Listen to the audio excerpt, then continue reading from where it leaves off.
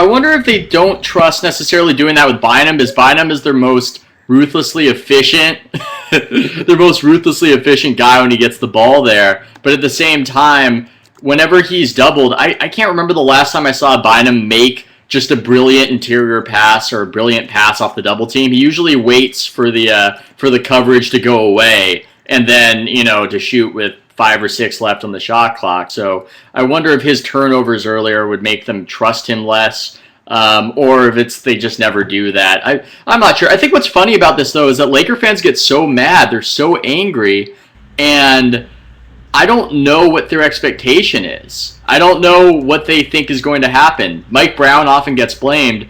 I just don't think this roster can win. I don't think it's possible. So I just wonder if the expectations for Lakers fans, people who cover them, are based on what they've done in the past and not probably based on what they should do right now.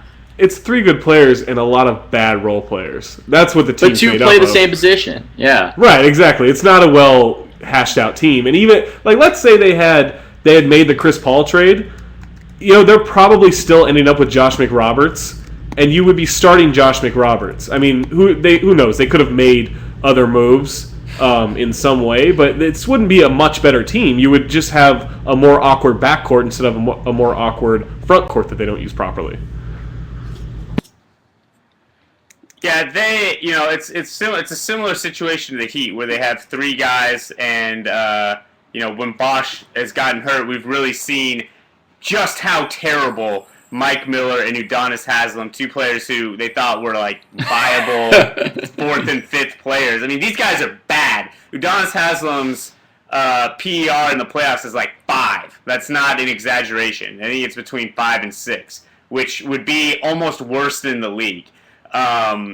So this is a problem with roster construction where you bet so hard on your best players that when it falls through and you don't have the guys like San Antonio has, and even the Thunder 1 through 6 are pretty strong.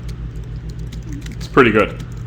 Well, I think it's funny you brought up the Heat. I was on Alabama radio today. I don't know how or why. I was on radio somewhere in Alabama, and they were asking if I blamed Pat Riley for the roster he built.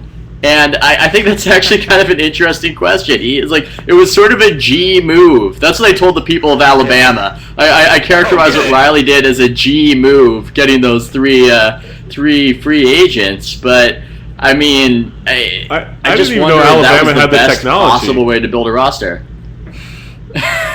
It's radio, guys. Well, they do in Huntsville. I'll try to find the link somewhere. Not that I said anything important, but I just wonder if that's a fair question. If Riley screwed up, or if the Heat are doing something wrong because all these peripheral players somehow magically start to suck. I just wonder why that's happening too. It doesn't make sense. They should, in theory, be making open shots. Right. Yeah, they should, but they don't. And I do wonder if it's part of, Mario Chalmers seems to be willing to step up, but he's still Mario Chalmers. But there's a lot of they get so used to playing a very specific role throughout the regular season that I think it's uncomfortable and sort of unrealistic to expect them to suddenly shift roles when the playoffs come around and Bosh goes down. I wonder if that's part of a problem with how handsome Tom Haberstraw says that that's supposed to hold back Yeah, he says that it's supposed to hold so much back throughout the regular season. I wonder if that's an issue where you need to run that stuff more so your role players are more accustomed to it. I know they're running through practice, but they didn't have many practices this year. So could that be something holding them back? Hard to say from this angle. I thought that their end of game play where they got Wade a layup was a pretty dynamite one.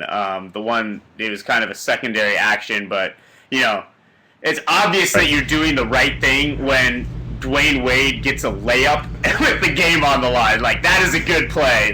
No matter how it comes.